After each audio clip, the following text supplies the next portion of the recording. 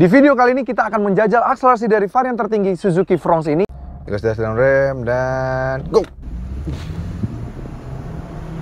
Wah, sayang sekali dia tidak seperti si Suzuki Grand Vitara ya, yang mana harus diganti secara manual. Ini dia upshift sendiri ke atas. Dan kita akan menjajal seberapa kurangnya, seberapa bagusnya ADAS dari Suzuki Fronx ini. Bener-bener gak gue pegang ya.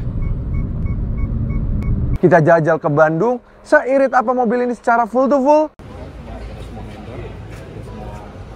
So, pastikan kalian tonton video ini. Halo guys, welcome back to CVT Indonesia bersama kami, Reza RFR. Yes, kita diberikan oleh Suzuki Indonesia untuk mencoba mobil ini secara panjang. Dan mobil ini bakal seru banget karena kita akan ngetes efisiensinya dan ngetes requestan netizen. Akselerasi ini varian SGX, karena untuk varian GL udah banyak yang nyoba ya. Nanti kalau ada kecepatan, kita akan coba akselerasi dari mobil ini. So, seperti apa keseruan mobil ini, dan kita akan bersama rekan-rekan media lainnya. Tanpa berlama-lama, ini dia CVT Review Suzuki Fronx SGX.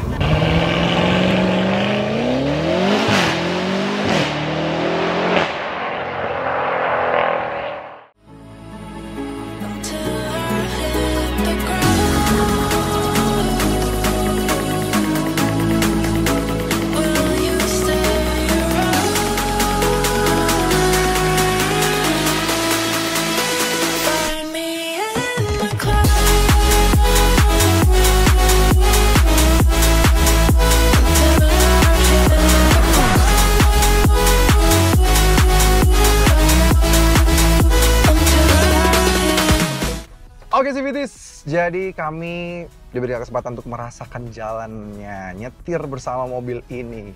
So far dari tadi sebenarnya kita udah jalan lumayan jauh ya. Tadi kita udah ke atas dulu, tadi ke Ciwidey, terus juga udah sempat makan siang dulu dan ada fun activity. Semuanya menyenangkan bersama Fronx ini. Dan gimana sih impresi kami? So far ini posisi duduknya, bentuk joknya, ini mirip banget sama Suzuki Baleno, karena memang mobil ini seplatform ya. Somehow tapi posisi duduknya tidak bisa dibuat lebih rebah lagi dibandingkan dengan Baleno. Cuma kami senangnya dia untuk sebuah SUV masih cukup ke bawah nih. Gak serendah itu juga, masih bisa agak slanted lah kita duduknya. Jadi kayak bagi para CVTs yang mungkin suka kayak nyetir ala sedan, ini akan menyenangkan. Kami pribadi juga suka nih nyetir ala sedan gini. Visibilitas bagus, cuma memang ada sedikit yang kami komentar adalah bagian pilar A-nya memang agak besar di bagian sini. Cuma tidak terlalu mengganggu banget karena memang mobil ini secara visibilitas terbantu sekali dengan adanya kamera 360 yang mana bisa ngecek kolong juga dan bisa selalu nyala seperti layaknya di Grand Vitara. Jadi bisa kayak ala-ala lane watch-nya tetangga lah. Kita tinggal pencet aja di bagian sini, dia bisa menyala di bayar head unitnya gitu. Cukup keren. Oke, impresi. Tadi kami melewati jalanan yang cukup kasar, speed bumps, langsung keluar tuh tadi sempat langsung melewati banyak polisi tidur dan segala macamnya. Menurut kami bandingan suspensi top banget. Kami baru banget media drive mobil SUV hybrid yang baru turun harga ya. Tapi menurut kami ini jauh lebih empuk dibandingkan mobil tersebut. Padahal secara harga jauh di bawah mereka ya. Ini empuk banget, peredaman juga lebih bagus. Ini kami lagi kecepatan 100 km per jam di tol. Gak ada suara road noise dari ban gitu yang masuk secara signifikan. Masuknya sopan gitu menurut kami. Masuk ke dalam kabinnya tuh gak terlalu ganggu ke kuping, enak. Terus juga walaupun kaca spionnya bukan dari pilar, tapi ditempel tangkainya dari pintu. Menurut kami ini angin dari suara angin yang biasa suka masuk di whistling angin yang diantara gap spion itu tidak sekencang itu. Biasanya memang mobil-mobil yang bentuk kaca spionnya seperti ini tuh biasa suka whistling nih di bagian sini. Cuma ini enggak loh. Kedap banget menurut kami. Bagus. Dan bandingan suspensi enak. Handlingnya juga enak. Surprisingly meskipun nyaman, tapi handlingnya enak banget. Dari kita melewati naik turun menuju Ciwidey atas ya. Itu kita melewati banyak banget belok-belok. Berkecepatan tinggi juga gitu kan karena dikejar waktu. Tapi so far mobilnya nggak limbung gitu loh. Kaget. Feedback dari jalanannya enak, terus bener-bener kita belokin juga mobil yang ngikut. Itu somehow membuat mobil ini cukup fun to drive sih. Jadi karena bentuk mungkin SUV agak coupe gitu, somehow mobil ini juga jadi masih cukup fun to drive, enak banget, menarik. Tapi memang ada satu hal yang agak kami sedikit sayangkan, yaitu adalah pertama tenaganya. tenaganya waktu kita pakai untuk nanjak-nanjak, untuk narik-narik, untuk mau nyelip gitu ya. Itu memang butuh effort somehow. Karena memang secara tenaga dibandingkan dengan Grand Vitara, dia sedikit lebih diturunkan lah tenaganya dibandingkan dengan kakaknya. Walaupun secara mesin sebenarnya sama ya K15C, tapi somehow K15C di sini tidak se-powerful si Grand Vitara yang mana 103 PS, 137, di sini 101 PS, 135. Jadi memang agak sedikit di-adjust. Mungkin mengetahui bentuk bodinya yang lebih kecil kali ya. Tapi nggak cuma itu, kalau di Grand Vitara 6-speed automatic yang untuk varian tertingginya ini ada pedal shift kan, ada manual mode juga. Kalau di Grand Vitara itu kalau kita bejek sampai red line, dia tidak akan automatic upshift. Sedangkan kalau di mobil ini automatic upshift. Jadi nggak pernah benar-benar mendapatkan optimum red line-nya. Jadi padahal kan horsepower-nya dia di 101 PS itu di 6000 RPM. Tapi sebelum 6000 dia sudah otomatis terganti gitu. Oke. Ya minor sih. Jadi semuanya enak, bandingan smooth. Nih barusan lewatin patahan-patahan jembatan yang mana kalian tahu lah ya, tol menuju dari Jatinangor menuju Bandung kan banyak patahan jembatan gitu ya tiap lewat tol. Ini tadi kalian nggak kerasa sama sekali, nggak yang jeduk gitu. Di belakang gimana tuh Rendra yang lagi ngintip? Aman total kan? Nyaman, enak. Parah. Jadi bener-bener nggak yang jedak gitu. Empuk banget, bandingannya smooth banget. Handlingnya juga masih enak. Cuma memang lack of power, sedikit lack of power. Mungkin kalau kalian tertarik mengambil varian yang GL aja ya, masih K15B. Karena K15 itu B tuh terkenal powerful, walaupun tenaganya tidak sebesar secara on paper gitu ya. Tidak besar-besar banget secara on paper, tapi masih oke banget kalau K15B. Nah di K15C ini memang mengejar efisiensi banget ya. Jadi gitu. Nah dari tadi kita juga mencoba ADAS-nya dari mobil ini. ADAS dari mobil ini juga lumayan halus. Kita bisa tombol aja dari sini. Dia sudah ada adaptive cruise control, lane keeping assist, dan lane departure warning. Semua ada, blind spot monitoring. Pertama yang kami suka adalah chime-nya manis gitu. Gak sopan rasanya gitu. Bukan yang kayak berisik di kuping kayak warningnya berlebihan. Bahkan even pedestrian alert-nya juga bukan yang sampai segitunya. Bukan yang sampai mengganggu banget. Masih cukup oke banget untuk di kuping kita gitu. Dan yang menariknya lagi, dia juga untuk membelokkan setir, dia halus. Ini bener-bener dia bisa mengescan lane-nya segala macam dan kita bener-bener bisa ya sedikit melepas tangan sebentar walaupun dia akan meremind untuk kita pegang untuk beberapa detik gitu ya. Cuma tetap halus dan ditambah lagi memang mobil ini tidak seperti beberapa rivalnya yang bahkan lebih mahal yang hanya dilengkapi sebuah kamera tidak radar. Nah mobil ini tuh udah ada radar dan ada kamera dan diutilize dengan sangat baik. Jadi bener-bener halus, bisa sangat dekat dengan mobil di depannya. Adaptive cruise control juga enak. Jadi kalau mau pakai sering di tol nih ya, lagi belok sendiri, enak gitu. Dia bisa belok dan meng-adjust sendiri. Bagus sih. Menurut kami ini sistem ADAS-nya pertama kali masuk ke Indonesia dan langsung halus. Bukan yang masukin coba-coba atau yang masih agak gagu gitu ya. Ini halus dan itu belok sendiri. Oke loh. Wow, menarik sih untuk di tol. Dan kekedapan kabinnya juga bagus banget, nggak berisik. Ini lagi kecepatan di 80, nggak ada berisik sama sekali. Cuma memang kalau once kita kick down, manual mode gitu ya, it takes time untuk pick up speed. Cuma memang kalau di tol seperti ini, untuk linear, tenaga itu linear banget. Jadi untuk cruising enak. Jadi mungkin tipe mobil ini untuk cruising gitu ya. Memang karakter mild hybrid sendiri memang lebih cocok untuk orang yang tinggal di urban atau mungkin sekitaran kota besarnya. Jadi kalau mau menuju kota mungkin sering pakai tol dikit, bukan yang pure ADAS-nya untuk stop and go gitu. Memang mobil ini tidak yang se-rapid itu gitu. Oh ya, yang menarik lagi, mobil ini tuh head unitnya sudah terintegrasi. Dia sudah 9 inci, dia support Apple CarPlay, Android Auto, dan once kita connect ke Android Auto-nya, dari head-up display yang bisa menampilkan banyak banget, bisa menampilkan ADAS, bisa menampilkan fuel consumption, bisa menampilkan energy flow, dia juga bisa menampilkan arah dari Google Maps yang kita set dari Apple CarPlay atau Android Auto kita. Dan itu bisa kelihatan tuh dari layar head unit dan bisa dikasih tahu turn by turn-nya, kapan kita harus belok, kapan kita harus merging ke lane berikutnya. Itu which is itu bagus banget menurut kami. Jadi bisa memantau dan nggak cuma di layar head unit ya, bisa muncul juga di speedometernya guys. Bagus banget kan jadinya.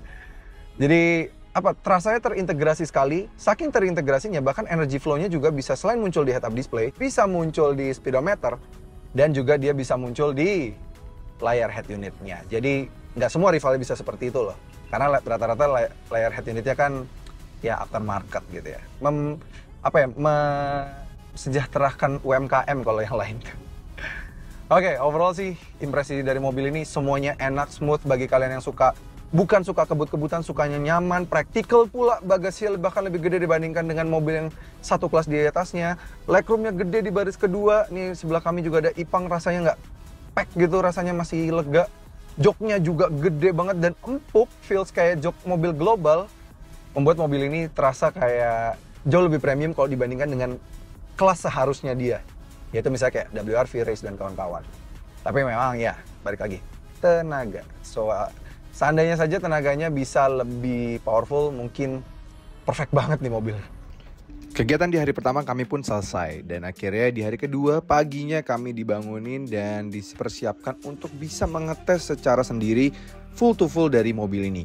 Tapi dengan syarat, pengetesan semuanya diisi bensinnya, terus nanti kita berjalan 100 km dan AC wajib nyala baik depan maupun belakang. Di depan 2 fan dengan suhu 20 derajat, di belakang di fan-nya juga dengan 2 fan-nya. Nah, jadi seberapa irit mobil Suzuki Fronx yang katanya kalian ini setengah hybrid atau fake hybrid? Nah, kita tes aja yuk, mobil ini bisa irit apa enggak. Oke, kita dari tadi udah uji efisiensi, full to full kita dites. Dan tempat pengetesannya sangat luar biasa, struggle banget ya. Kita lewatin macetnya Paster, lewat tol, dan nanjak-nanjak di Jatinangor seperti ini. Dengan kondisi tadi diisinya di depan kita langsung, dan harus nyalain AC 2 kondisinya ya. Jadi AC nyala depan belakang, double blower, dengan masing-masing fan-nya 2. Yang depan temperaturnya di 20, dan idling start stop semua wajib nyala gitu ya. Jadi bener-bener pengetesan kali ini lebih real dibandingkan dengan pengetesan lainnya yang biasa kita dibolehkan untuk tidak pakai AC dan segala macam. Jadi kondisinya benar-benar real. Tadi sempat tembus di 26 km per liter. Nah, kita akan lihat nanti di akhir seperti apa, karena habis ini kita akan gantian sama Mas Rockford yang nyetir untuk menguji seberapa efisien mobil ini. Let's go. Nah, akhirnya setelah menyelesaikan perjalanan dari Paster ke Jatinangor, nanjak-nanjak kayak di Jatinangornya ya, terus lalu masuk tol baru, terus kembali ke daerah Paster, dan selesai di Kaca Cafe. Total kami berjalan sejauh 110 km. Dan oleh tim Suzuki kami diisi ulang bensinnya, total menghabiskan 3,68 liter saja. Jadi kalau secara full to full, kami bisa menghasilkan 29,89 km per liter secara full to full. Dengan kondisi AC full nyala, 2 fan, derajatnya 20 derajat, dan di belakang juga AC-nya nyala. Gimana? Irit gak nih? Tulis kolom komentar. Oke, Sobat Setir dan Atjo Jangkis dan Civities dan semuanya. Jadi sekarang kita duduk di row kedua di belakang, dan kita mau share gimana rasa duduk di sini. Oke. Mungkin lo mau menyampaikan. Lu dulu. Oke. Dari segi posisi duduk lu ya, gue bahas nih. Di depan Rockford lagi nyetir. Yes. Gue punya legroom sekitar 9 jari. Oke. Dengan headroom 4 jari, dan menurut gue ini udah cukup nyaman. Nyaman ya? Kita dari kemarin kan udah keliling-keliling kota Bandung, kita udah jalan-jalan ke daerah atas juga. Jadi gue udah melalui Ciwidey, kita ke Puncelut segala, nanjak-nanjak, jalan gak rata, hancur segala macam ya. Kita bolak-balik depan belakang gitu ya. Betul. Dan most of it gue di belakang. Iya, dari kemarin. Jadi gue sah nih, gue bilang kalau di belakang sebenarnya oke juga, recline angle-nya juga nggak begitu yang nggak setegak itu ya, nggak setegak ada SUV yang lebih tegak lagi gitu ya. Benar, kalau kita lihat dari luar, logonya tegak. Kalau kita lihat dari luar, memang bagian atap itu semakin ke belakang semakin rendah, semakin landai. Tapi ya kan kalau karena seperti itu dari luar, mungkin orang asumsinya di dalam tuh akan sempit. Tapi nggak juga, gue di 170 cm buat gue sih oke. Oke, kalau gue pribadi, gue kemarin banyak nyetir dan juga banyak di belakang juga. So far nih mobil bener kata Rendra, dia recline angle-nya itu cukup bagus. Dia nggak yang setegak itu, dia masih cukup oke. Dan yang paling gue notice lagi adalah bahan joknya empuk. Iya, setuju. Jadi selain bandingan suspensinya enak, terus juga peredaman dampernya dari suspensinya itu juga empuk, meredam dengan sangat baik. Karena kadang sinyal ditangkap kuping kita dan ke otak kita itu kalau suaranya gedubrak walaupun empuk, otak kita nangkepnya itu masih keras. Iya. Ya kan? Karena dibilang kok ini bunyinya berisik gitu ya. Tapi somehow karena dia ngeredamnya juga baik, terus peredamnya juga peredaman dari luar nih karena traffic lagi rame banget di daerah Bandung gitu ya. Itu membuat feels-nya di dalam tuh nyaman dan recline angle-nya enak. Tambah lagi headrest-nya walaupun memang cukup tegak, masih tegak juga, nggak se-recline itu, cuma dia posisinya nggak semengganggu itu. Posisinya pas sih buat tinggi kami yang kalau kami 175 cm masih enak banget kalau di belakang sini jujur aja. Benar. Dan legroom wise di depan tuh ada Ipang tingginya mungkin dia tingginya 170 ya Bang ya? 170. Ya, tapi dia mungkin agak lebih sehat jadi dia pasti lebih mundur dibandingkan orang biasa. Tapi gue di belakangnya nggak kesempitan sih. Tuh, iya, masih oke kan? Yes. Masih oke. Di belakang juga masih ada AC, kisi AC, ada USB-A dan USB-C. Terus juga yang paling enak sih sebenarnya kayak sandaran tangan di sini tuh udah dibalut soft touch. Jadi empuk ya kalau naruh tangannya. Kurangnya minusnya paling cuma belum ada armrest di sini. Belum Wah, ada. kalau ada armrest sih perfect banget. Itu akan perfect sama. Tadi kan ngebahas kekurangan ya. Mungkin gue ngerasa di belakang ini ruang geraknya juga lumayan terbatas nih. Yeah. Gitu. Jadi kalau lebih lebar lagi mungkin akan lebih.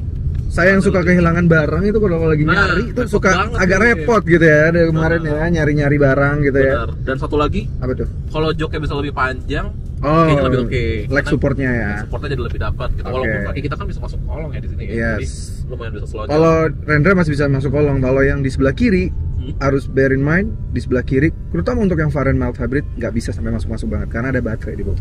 Itu dia. Udah cukup oke dan yang paling pintarnya lagi, walaupun kesannya kabinnya sebenarnya kecil, tapi sebenarnya tuh nggak kerasa klaustrofobiknya. Baru kerasa kalau kita ruang geraknya. Kenapa? Karena ada third quarter glass-nya di belakang situ. Jadi itu bikin feels airy di dalam kabin. Iya, setuju. Gitu sih overall sih. Ya kalau kalian misalnya suka pakai jasa pengemudi dan bakal pakai Suzuki Fronx ini, masih cukup oke lah. Masih oke banget. Lega mobilnya.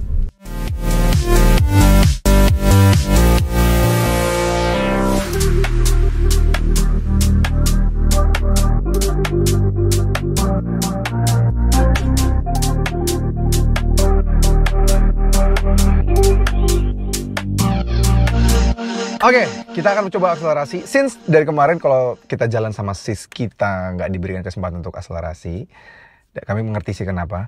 Jadi kita cari sendiri waktunya dan kebetulan kita kenal banyak rekanan dealer. Jadi kita langsung kontak salah satu dealer. Kita pinjem dari Suzuki Purindah oleh Mbak Eka nih ya.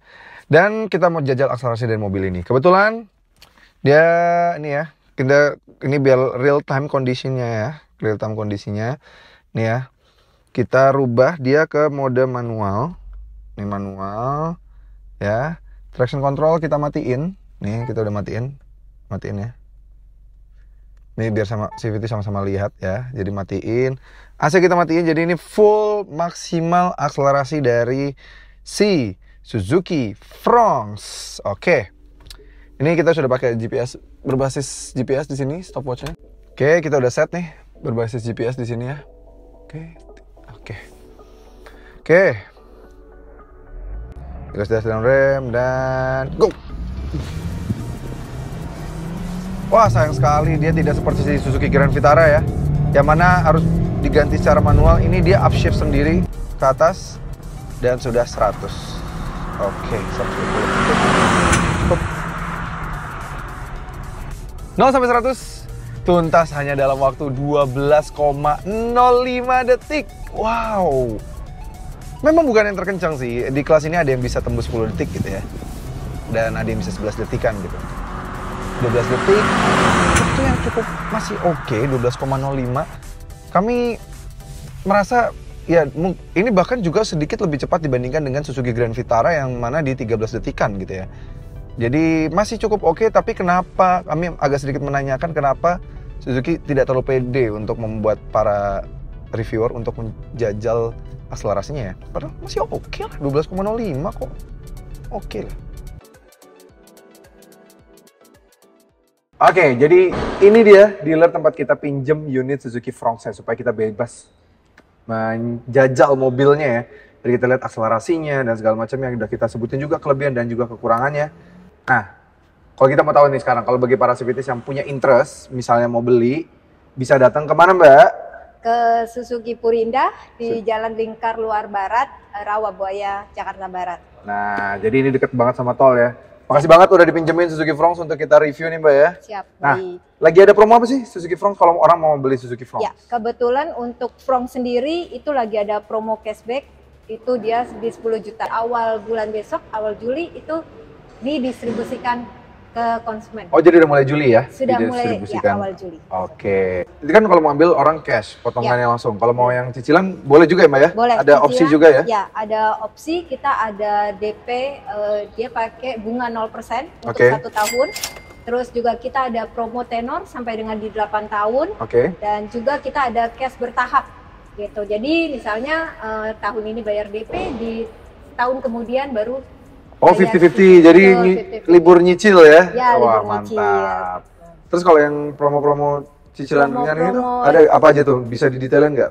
Ya, kalau untuk cicilan Fronx ini kita ada juga promo, dia DP-nya cukup bayar 30 juta 30 juta? atau Terus mau angsuran di 4 jutaan. angsuran 4 juta. Kalau angsuran 4 juta DP-nya berapa Mbak kira-kira? Kalau angsuran 4 juta nanti bisa dihitungkan juga. Oh, Tergantung nanti dari tenornya si konsumen. konsumen. Betul. Pokoknya dibikin 4 juta nanti tinggal disesuaikan DP-nya gitu ya. Ya, Oke, pokoknya hubungin Mbak Eka ya. Ya. Nomornya ada di sini. Nomornya di mana Mbak? ya di 0812 880 9671. Ada Instagramnya nggak? Ada. Apa tuh Mbak? Di Di mana? Instagram Eka di Eka Suzuki 21 atau juga di web Eka di www.promosuzuki-mobil.com. Oke. Itu boleh.